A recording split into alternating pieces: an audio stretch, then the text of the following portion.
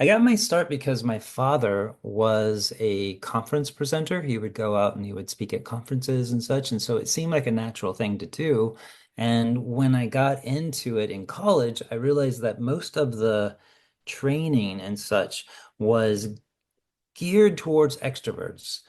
Like it was tips and techniques or whatever for extroverts and not so much for introverts. And so I dove into psychology and neuroscience and understanding how the brain interprets processes, hears information, and started using frameworks. And I have been using that and helping other people pretty much within the technical, scientific, analytical fields introverts that develop more tools for presentation, whether they have to speak to the entire company or an all hands or even go in front of the United Nations.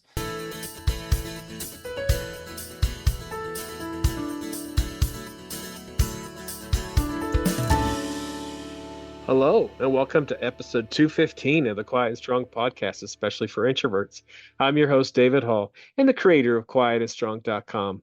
This is a weekly podcast dedicated to understanding the strengths and needs of introverts, along with strategies for success. Introversion is not something to fix, but to be embraced. Normally, we will air each episode on a Monday. Be sure to subscribe on your favorite platform. Leave a review or a rating. That would mean a lot to me and help others find the show. Tell a friend about the podcast and help get the word out there that introversion is a beautiful thing. Today's guest is Salvatore Manzi, a leadership communications coach with over 20 years of experience helping technical, analytical, and introverted leaders amplify their influence and impact. With emphasis on frameworks, principles, and techniques, Salvatore empowers leaders to connect authentically and navigate high stakes engagement with confidence. He's an introvert who's learned to harness the power of owning the spotlight and sharing his passion for collaborative team environments through effective communication. All right. Well, welcome to the Quiet and Strong podcast, Salvatore. It's very great to have you on today. Thank you. It's a pleasure to be here. So, we're going to get into the work that you do. Tell us about that. Tell us about your journey to the work that you do now. Thank you. I am a leadership communication coach. I help people overcome their fear of public speaking. I help them create frameworks and master techniques of delivery and work on the underlying beliefs, history, expectations that drive our sense of resourcefulness when we stand up to present. And I've been doing this for a little over 20 years now. I got my start because my father was a conference presenter. He would go out and he would speak at conferences and such. And so it seemed like a natural thing to do. And when I got into it in college, I realized that most of the training and such was geared towards extroverts. Like it was tips and techniques or whatever for extroverts and not so much for introverts. And so I dove into psychology and neuroscience and understanding how the brain interprets processes, hears information, and started using frameworks. And I have been using that and helping other people pretty much within the technical, scientific, analytical fields introverts that develop more tools for presentation, whether they have to speak to the entire company or an all hands or even go in front of the United Nations. So that's All right, very cool. So, at what point did you figure out you were an introvert? Yeah, this is a tricky one because I didn't have the word for it. Yeah, right. I'm curious to hear your story on this Yeah, too. of Because course. I remember in high school, I took some sort of my best friend.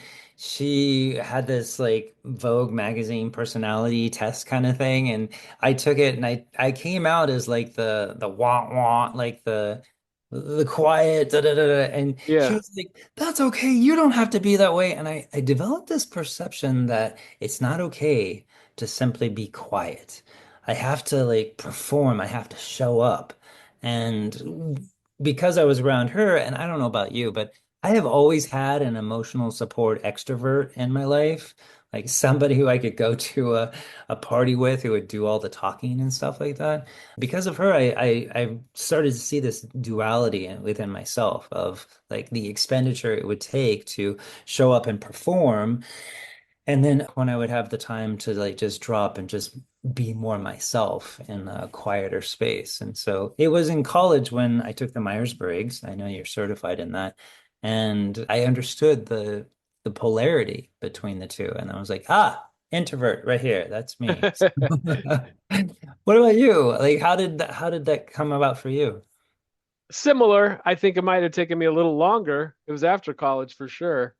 But the Myers, and like a lot of people on the show, sounds like a little bit of you too, was I thought something was wrong with me. Why can't I be more like this person or that person? And I got a degree in psychology and a master's in counseling, and it really was the turning point, taking the Myers-Briggs, getting certified in it, Hmm. and hearing the facilitators say, introverts think and then speak, extroverts speak in order to think. I'm like, oh, yeah, that, like you said, that's me. That's me. I got certified in doing the Clifton Strengths, and that's not about introversion, extroversion, but it is about naturally occurring strengths. And so the combination of those things was really life-changing for me. It's like, yeah, I'm an introvert.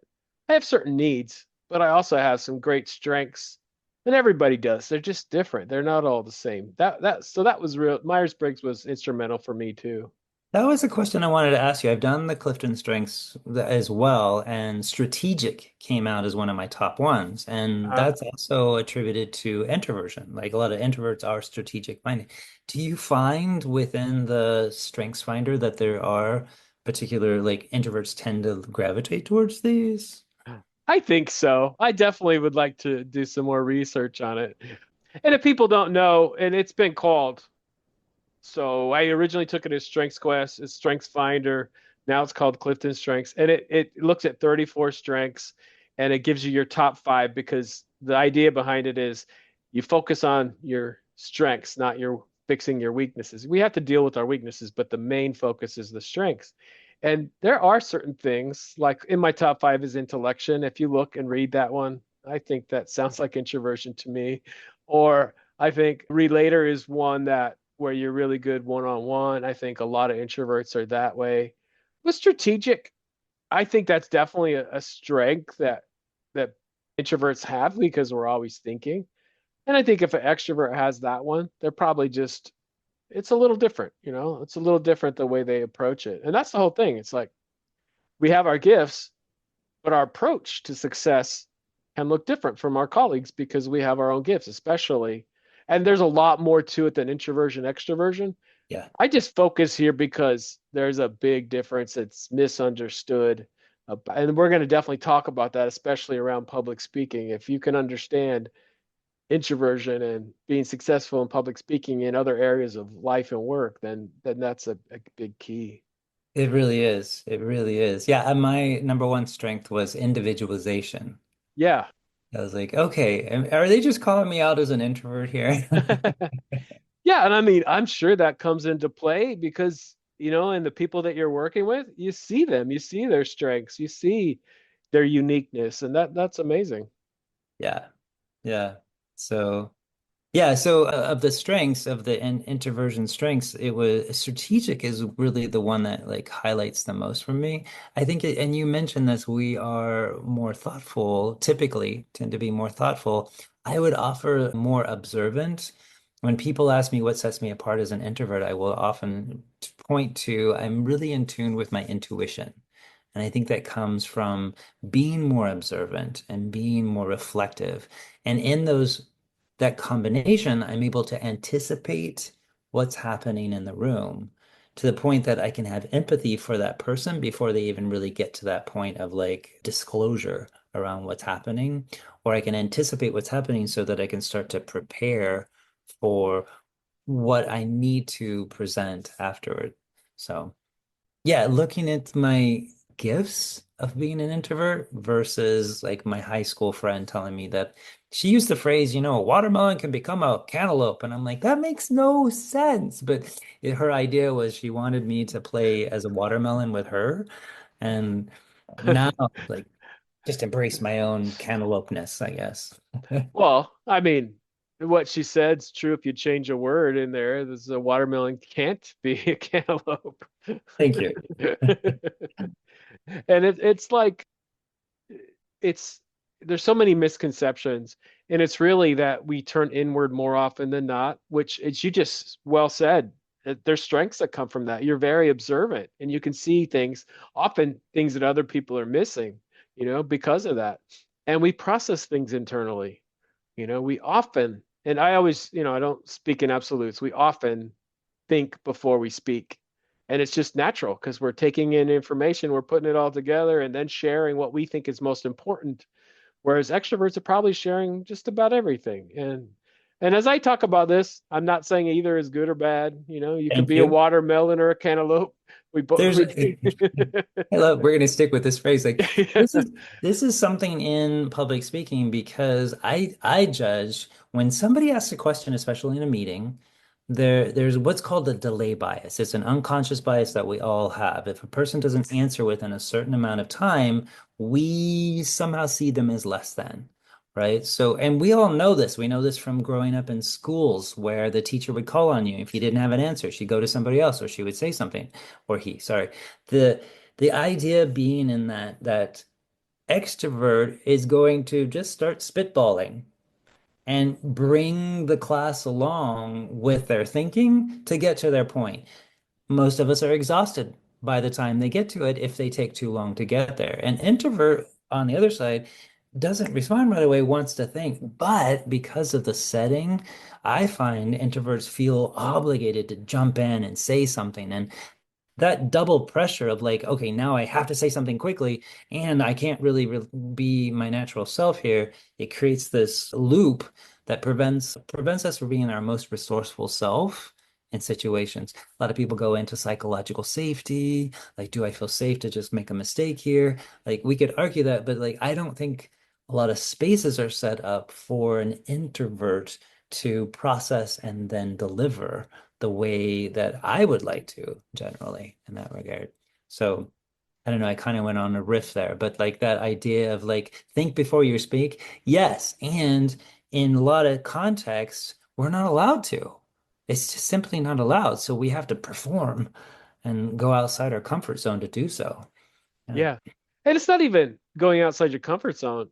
It may not be your best thoughts. And often our best thoughts come with time. And we definitely talk a lot about the need to prepare.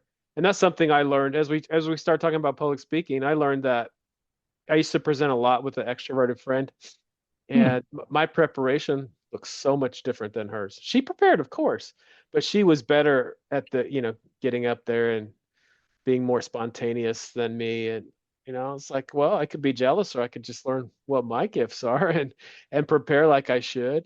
And then what you were saying, so many people, both introverts and extroverts, fear the silence in conversations or in a meeting. And it's like, let me think about this.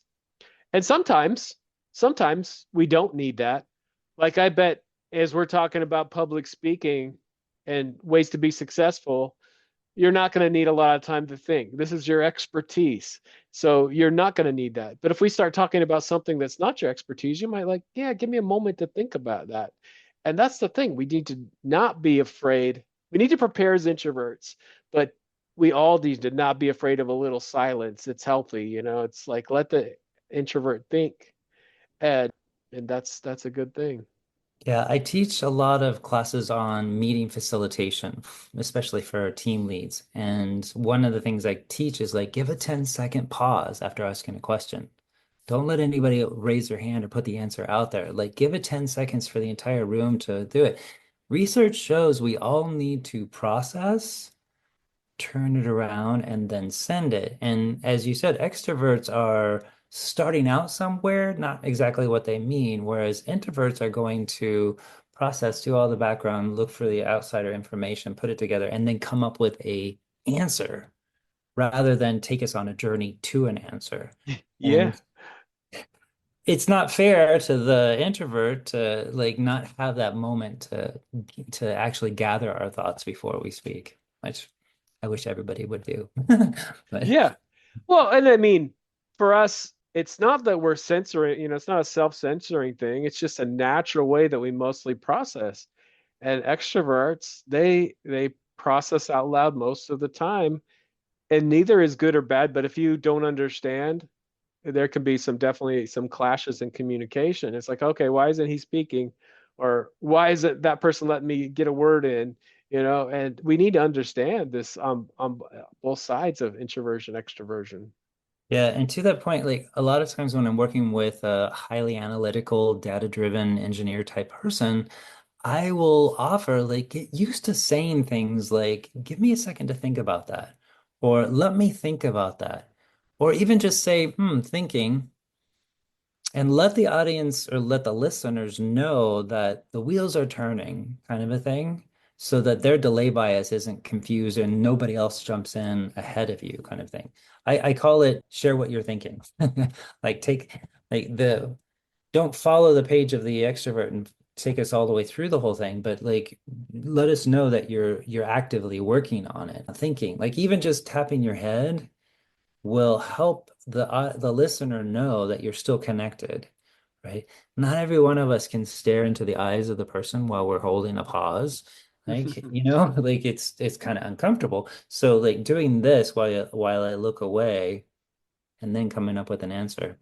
I mean, my favorite introvert of all times is Barack Obama. I mean, I'm in communication, so I hold him as the pinnacle of a good orator, eloquence, and he commanded that silence. They named it the Obama pause because somebody would ask him a question and he would thoughtfully pause, reflect, hmm. And it just became such a cadence that people got used to it and came to appreciate it because we knew what he did say after the pause was going to be on point and it was direct. So, Yeah, that's a great example. And we do need to just say it or signal it, like I'm thinking, or give me a moment to think about that. Some cases it might be, you know what, let's talk about that tomorrow. great. Great Just question. Let me get back to you tomorrow. it just depends on the situation. You can't do that in the podcast today, though. Oh, darn. Thanks for the So, warning. yeah. I'm curious. So you said you started researching. So early on, you figured out there was a difference between introverts and extroverts at the beginning of your career? No, it wasn't so much that. And again, in my mind, it was analyst and like I kind of thought of it as like analyst, scientist, data driven Okay. versus the colorful storytelling, blah blah blah people. Gotcha. And I had Gotcha. put them in these two buckets, and I was what kind of sparked. I know this is going to sound a little off tangent, but it was a language class. I started taking a foreign language, and Okay. I don't know why, but it was an aha in my mind when they said the word ciao. It comes from the word ciao, which means I am your slave. So when Italian says ciao, they're actually saying I am your slave. We would Okay. translate that be more like I'm at your service. How can I help you? I'm here for you. All that kind of thing. And it was an aha for me that words aren't taken at face value. There's always a deeper meaning, and there's a way of layering the meanings by stacking the words in a particular order to help the brain understand what is meant to be conveyed. Like we're all trying to communicate our thoughts, which are not words, into words to a person. And that's why I went down this rabbit hole of research of psychology and neuroscience of how these things come together so that we can communicate more effectively. And I've come up with a whole list of frameworks now for different contexts that can be deployed, especially for analytical, technical, introverted people, so that it can become more fluid and easy, like a muscle that you can pull on in those moments, whether it's an impromptu talk or it's the opening of a presentation or you're answering a question. Like there's frameworks that research shows will help to unlock the listener's mind as we're explaining the information. That's how I got into this like analytical side. And then I started helping other people. Like, okay, you want to get up on this stage. Good for you. I don't crave the spotlight. I want you up on the spotlight. Let's help make sure that your message is going to land and have impact and have meaning. So, Yeah. So when did you put a name to it for the people you're working with? When did you say, yes, this is introversion? hmm. I think it was probably about 10 years ago when I was working deep in technology sector and working primarily with engineers. Okay. And somebody in the class used the term introvert. I'm like, am I allowed to say this? I don't want to label anybody, but I started calling it introvert and people started resonating with it. And then I was able to become more of a champion for introverts, like telling managers there needs to be time for an introvert to think. There needs to be a structure that would allow those strengths to rise naturally, and not just in an extroverted type of meeting. Yeah, yeah. And you did it. If this doesn't make it into a clip, you did a good thinking face just now. Yeah. It's real. It's Yeah, real. it's real. So you do a lot of work with public speaking. Let's start with what makes a good speech. Love the question, and I fear it's possibly a little subjective. I would say Okay. objectively, a good speech is going to be one that's memorable and compelling. If I hear a great speech and 3 days later I don't even remember what it was about, was it a Yeah, great speech or was it just really entertaining? right. Right? To me, a great speech is going to be memorable and it's going to be compelling. It's going to give me something that's going to get my noodle going, and it's going to inspire me in a way that's going to drive me in a particular direction, even if it's just to ask more questions or do more research or whatever it is. So I would say compelling and, whoa, I forgot it. Compelling and memorable. How would you qualify subjective or objective? What makes a good speech for you? The same thing, you know, that it really it it's inspiring to do something, and not just like you just said, forget it and think, oh, that was great, but just really give some ideas and some things to think about. Yeah. And everybody has the possibility of doing that when, with the right framework, we can make things memorable when we know how the brain works, interprets information. Myers-Briggs question. There's sensing and perceiving and feeling. Like these are all ways that we perceive our environment. Like to you, what's the biggest difference between those, given your expertise? Yeah, so with the Myers-Briggs, there's four different letters, and they can be mixed up 16 different ways. And there's introversion, extroversion. There is the next one is N or S, and the N should be an I, but the I is already taken. So it's intuitive or sensing. And so there's many types of introverts and extroverts. So the intuitive is really a big picture person, you know, lots of Hmm. other things, but and the sensing is they really need the details. And you have to understand that, you have to understand. No, I get it. Yeah. And then the feeling or thinking, it's the thinking is more of an analytical approach. And the feeling, some people are actually empaths where they feel the feelings of others. I'm a thinking person. And so for whatever reason, why ever I was created to be more of a thinker than a feeler, I don't know, but I use my imagination when I'm trying to have empathy for somebody, whereas somebody that's feeling might actually feel those feelings. And, both are gifts. But just like introversion, extroversion, if you don't understand you're a thinker and the other person's a feeler, you can really there can be some hurt feelings as the way we approach people. 100%. And that is to me the key of communication. It's understanding my audience and having a framework that allows you to communicate to all the different types of people. Like I need to make sure when I make an opening statement that I'm not just talking to one particular part of the audience. I want to talk to the feelers and the thinkers in there. Yeah. And then the last one is judging, which doesn't mean judgment. It means more like you're organized and that kind of planned. And perceiving is more spontaneous. Me and my wife have the first three letters are the same and the last two are different. So I'm the J for judging and she's the perceiver. And she is a lot more spontaneous than me. And she also can reduce my anxiety that I get because I'm more planned. And, she would probably disagree if she was right here with me that I bring order to her life.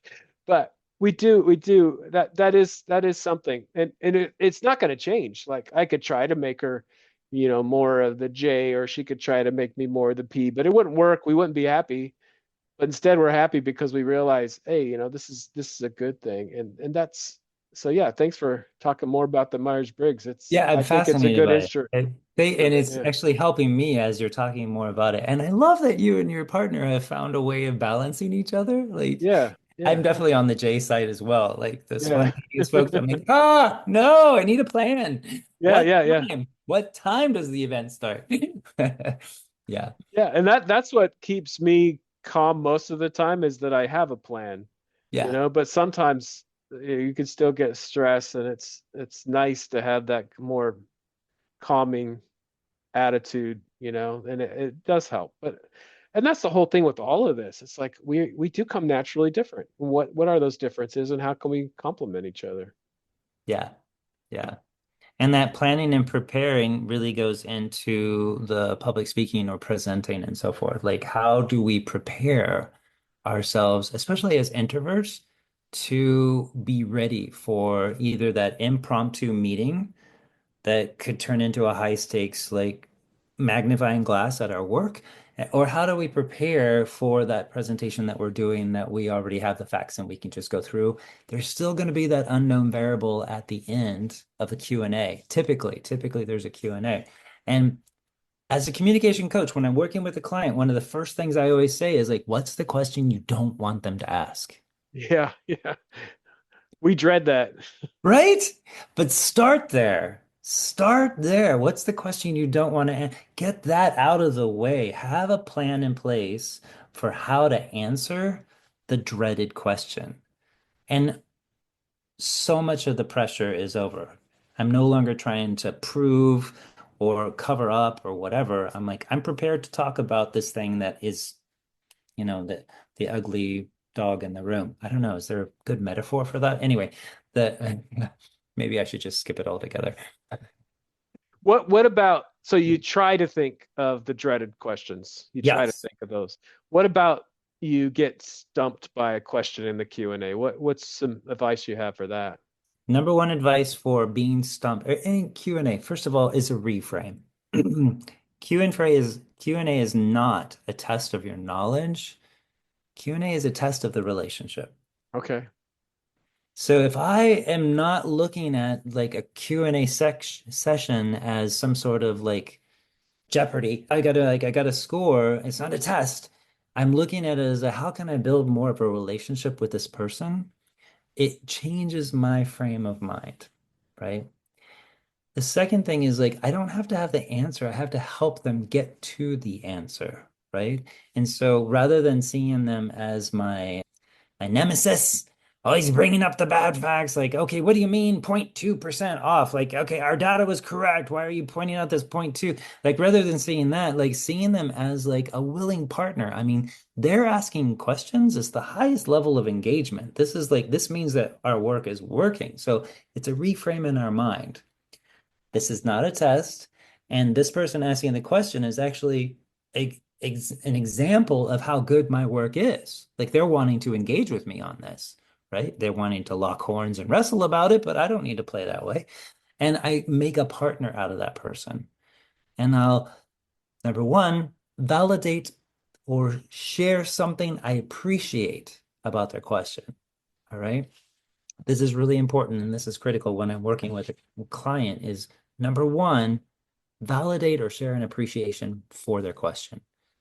And the inside, I'm thinking, oh, you silly person, you stupid moron, why are you asking that crazy question again? But I'm not going to say any of that. I'm going to say, I really appreciate that you're expanding this conversation deeper into this area. Like, I want it to be authentic. I'm not going to just BS, but I want to say, what do I really appreciate about that? I appreciate that you took time to look at the numbers and that you have numbers to bring and present that we could look at as well. Like, I appreciate that you put time into this. I appreciate time that, all this, like, start with appreciation because it diffuses the tension. That person starts to feel heard or seen or whatever. And then we can go into, I You can go into a number of different pivots of like, here's the answer I have.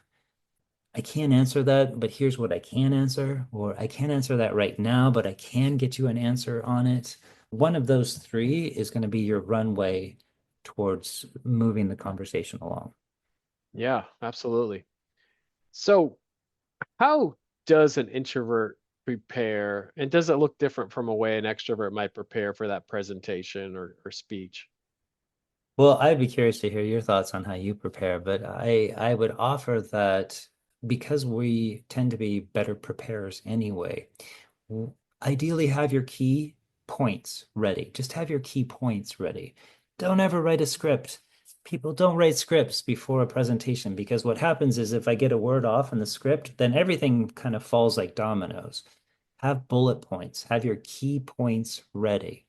Secondly, practice, literally practice, ideally in a mirror or record yourself on a phone and then watch yourself to see what you appreciate from your practice. And then also possibly get a friend to listen to you prepare and deliver. What I always share though is don't make a big to-do about memorizing or knowing the whole presentation. Just know how you're going to start, how you're going to end. Focus on those two things if you have no time for anything else. How are you going to start? What are the first words out of your mouth? How are you going to engage them, connect with them, get them interested in your information? And where are you leaving today? You don't want to end with, oh, well, I guess that's all I have to say. You don't want to end like that. You want to end with a solid ending. So have your final like closing lines prepared so that whatever happens in the middle, even if you just flail out and come back in and out or whatever during the thing, you can land strong. Law of primacy, law of recency. First thing you say out of your mouth is going to be something that has a greater weight than the rest of the presentation. Last thing you say, law of recency, last thing you say out of your presentation is going to stick with them for the longest. So those two things are the things you want to prepare for to make sure that your listeners are left with a good impression. What about you? What are your tips for preparing? Definitely, as introverts, we need to give this thought ahead of time, you know? So, however, ahead of time, whatever that is, I'll put together, like you said, the bullet points. I'm not writing a script, but the bullet points. I'm thinking of the examples and stories I want to tell. And then at some point, I let it sit, but also I let it sit in my back of my mind. And the time between the when I, kind of finish off my bullet points and the time I'm actually giving the presentation, my mind is still working on the presentation and it's still, oh yeah, you should say this or tell this story, and trying to capture those ideas as they come, whether it's just making a quick note on my phone or whatever, but my mind is still working on the presentation. And I love how you said, yeah, the beginning and the end. Those are the crucial pieces, aren't they? Yeah, it's heavily weighted towards those two ends. And if I can get those two, then I'm gonna do pretty well. Yeah. What's your advice for introverts for managing your energy around presentations? Oh, such a good one. This is like everybody experiences nerves, right? Everybody has a fear of speaking in front of people, and this is biological, right? Where our primitive brain sees a bunch of eyes staring at us and interprets danger, danger, run for your life, right? So first thing to do is a mental reframe. Know that the nerves that are coming up are really excitement. It's a sign that you care. This is a really good thing. If you're feeling nerves before a presentation, that proves you're not a psychopath. It's a very positive thing to keep in mind. So reframing it mentally to I am excited. This is excitement. And we can reinterpret our brain. It helps change a lot of it. Secondly, there is physiological things to take care of. Like if you have the ability to get up and move around, shake off some of the energy. It's ideal. Having to stay stock still in a meeting, waiting for your turn to present, is harder, but you can still grip your hands and release. Like you want to not just hold the energy in, you want to let it out. Secondly, along with the physiology, you can use your breath. I practice box breathing before a presentation where I count my breath, count my inhale, hold the inhale, count the exhale, hold the exhale, keep going at least 3 times. It lowers the nervous system and calms the body a great deal. And then lastly, I would say that you've got your mental reframe, you've got your physiology in place. The last thing just to think about is pause. Take time for yourself. Give yourself permission to be grounded and thoughtful and be yourself in there. So take a few seconds.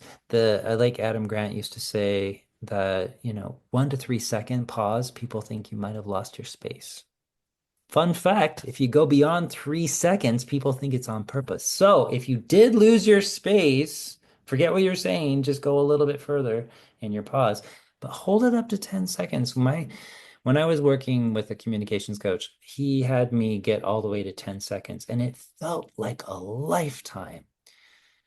But once I got used to that, it became something that I could naturally pull on. And in those 10 seconds, I can re-ground myself and prepare to get up in front of people. The last thing I'll leave with you, it's a little bit controversial, but I'll just say it. It's not about me.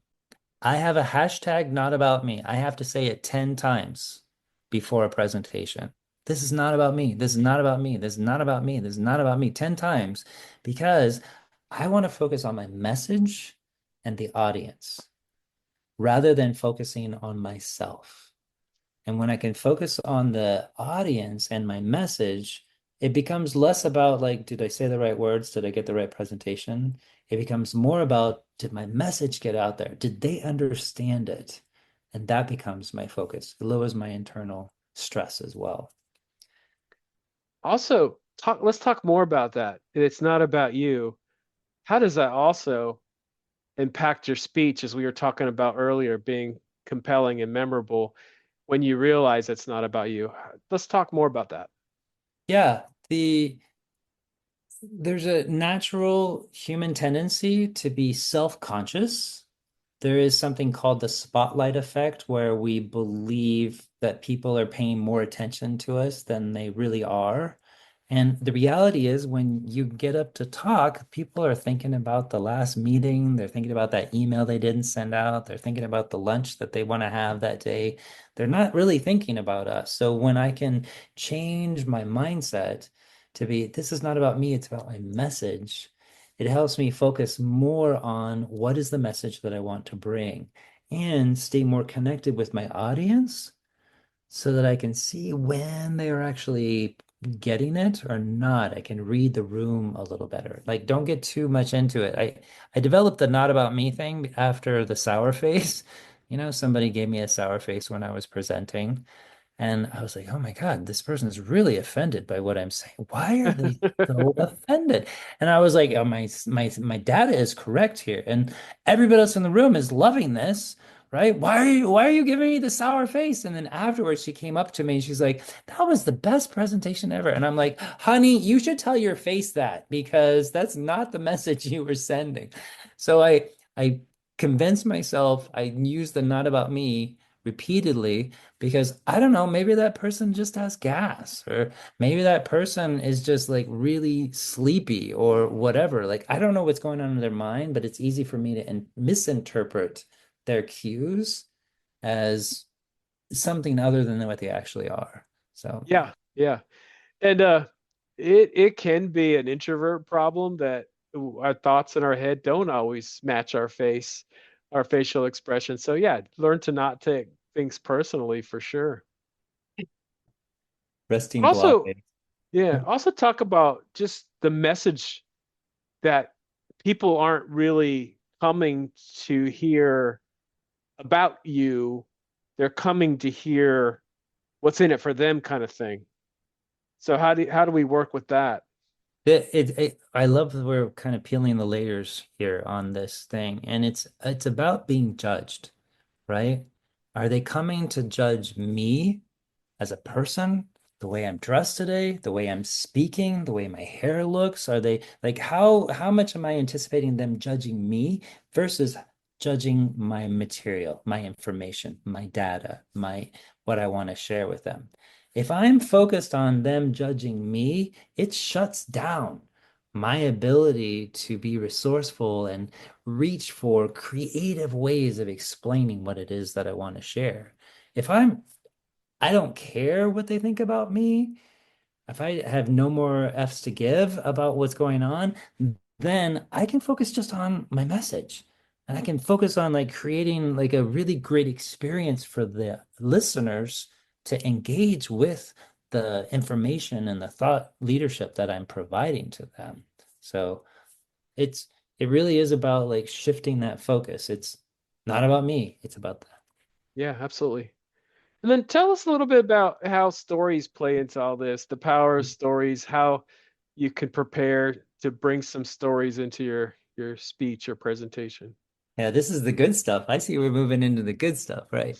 The stories are how the brain processes, right? They are intrinsically visual and emotional, and that is how the brain works. That's why it's so much easier to remember a story than it is a data point. It's so much easier to remember a metaphor than a data point. And with, again, a lot of my clients are technical analytical scientists, those they have a lot of data, but they have to make that data relatable with some sort of a metaphor or analogy so that it becomes memorable for them as well. I'm not going to remember how many how many plastic straws are being released into the ocean right now. But I could remember like the size of a state being dropped in the middle of an ocean, kind of a thing. It becomes that way. Stories engage a different part of our brain that allow us to remember and retain the information. But the most important part of a story is that it's emotional. There's an emotional tie to it, and people don't make decisions based on facts. They make decisions based on emotions. All research shows this. They've done brain scans on people as they were thinking, and the person will get a feeling and then start using thinking to justify the feeling. So if you're attempting to persuade your organization, team, whatever, to move in a direction, throwing tons of data is not going to work. It's got to be coupled with a story so that they can stand behind and feel the energy of what you're driving for. Yeah. How do you use stories? You're a professor and you speak all the time. Like how do you see them showing up for you? It's just like you're describing, we're built on stories. And I didn't always, I got this impression early on that, oh, well, present the facts. And I definitely became much better at giving presentations when I started figuring out stories that people could relate to, like you're saying. And, you have to give it, it's not, just, it's part of the preparation, like I was talking about earlier. It's like thinking about, okay, this is a good story to talk about this thing. I'm not going to be great. I might think of some stories on the spot, but in general, I'm going to be better if I try to plan them ahead of time. And again, after I've made my outline, my brain's working on stories. I'm putting it in the back of my Yes. head and it's saying, hey, you know what? This would be a really good example for this point you want to make. And I try and capture that because if you don't capture it, it might get away. The elusive. Yes, it's true. That's great. That's great. So you also talk about executive presence. How do you develop that while staying authentic to yourself? Mm, I appreciate this question. A lot of people are come to me because they are told they don't have enough executive presence in a meeting, in any settings. Executive presence is not about volume. That's the first thing I would say. It's not about how loud you are. Executive presence is about space. Are you taking up all of the space that you are offered.